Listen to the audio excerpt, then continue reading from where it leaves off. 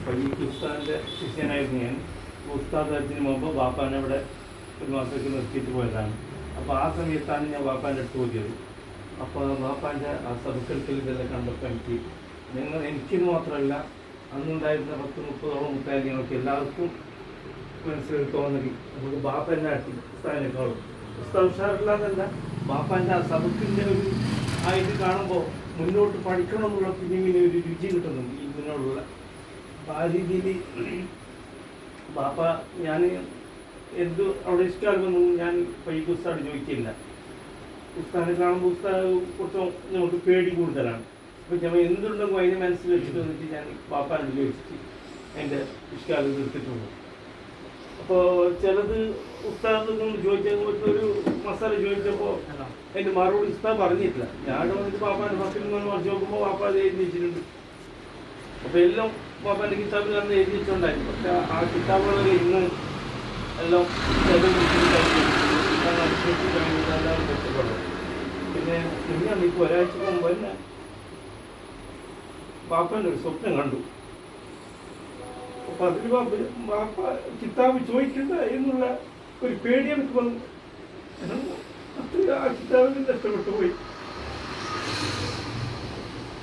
പിന്നെ ബാപ്പ എനിക്കും ഇജാസത്ത് തന്നിരുന്നു. ഉദ്യോഗത്തിൻ്റെ ഇജാസത്ത്, ഞാനത്തെ സ്ഥലത്തുള്ളത് സുമിൻ്റെ ഇജാസത്ത് തന്നെ തന്നിന്.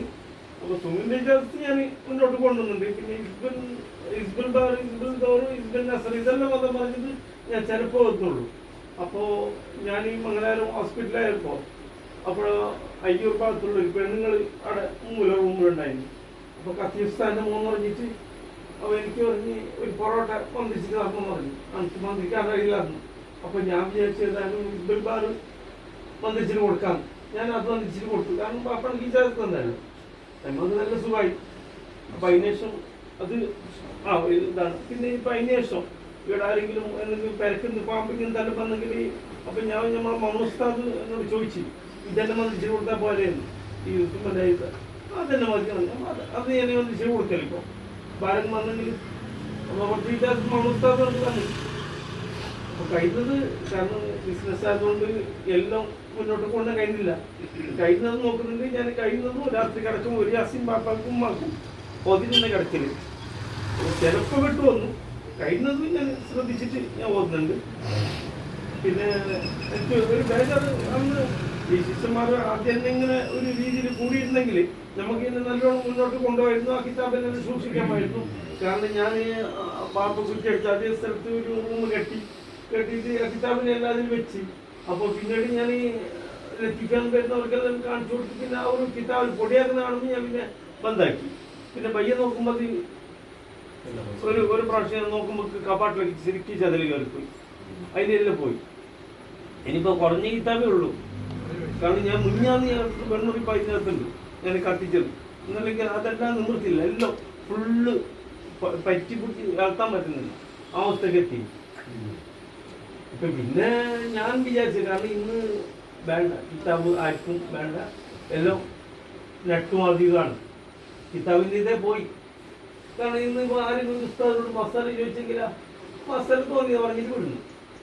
അവരുടെ മനസ്സിലേക്ക് ആ രീതിയിലേക്ക് എത്തി. കാരണം കിതാബ് നോക്കിയിട്ട് മസാല പറയുന്ന ആൾ കുറേ കുറവാണ്.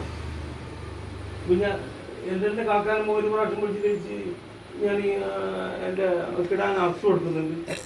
ഞാൻ ഈ എൻ്റെ വലിയ കിടാക്കളെ മറ്റേ കിടാക്കളെ കറ്റിക്കോട്ടെ അതിന് അർത്ഥം കൊടുത്തിട്ടില്ലാന്ന്. പറ്റുമോ? പറ്റുമോ? നീ എന്താ അർത്ഥം കൊടുക്കുന്നത്? ആടാന്ന് വെച്ചു. മുരിയതല്ലേ. നമുക്ക് 7 കിടാക്കളുണ്ട്, 7 കിടാക്കളെ കറ്റിക്കോളല്ലേ. വയ്യ നോക്കുമ്പോൾ അവിടുത്തെ കത്തി കുറഞ്ഞു കൊടുക്കുന്നത് ഒന്നിനൊന്ന് തന്നെയാണ്. അതും ഒന്നിനൊന്ന് തന്നെയാണ്. അപ്പോൾ ചോദിക്കണ്ടേ, ഇത് ആടാ കൊടുക്കുന്ന മാട് കൊടുക്കുന്നതാണ്. അപ്പോൾ അങ്ങനത്തെ രീതിയാണ്. അപ്പം നമ്മൊരു ഇത് പറയുമ്പോൾ അപ്പോൾ ആ രീതി ചോദിച്ചിട്ട് മറുപടി കൊടുക്കണം. അപ്പോൾ ഇത് ഇല്ല, ഞാൻ ഉസ്താമാരെല്ലാം കുറ്റം പറയുന്നല്ല.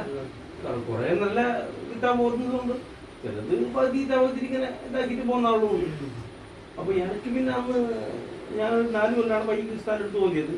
പിന്നീട് എനിക്ക് തന്നെ മുന്നോട്ട് പോകാൻ കഴിയില്ല. പിന്നെ പാപ്പ എന്നോട് പറഞ്ഞാൽ ഇനി കച്ചവടമാക്കുന്ന ആയിക്കോ, പക്ഷെ നിലയിൽ നിൽക്കണം, നില വിട്ടിട്ട് പോയിരുന്നാന്ന് പറഞ്ഞു.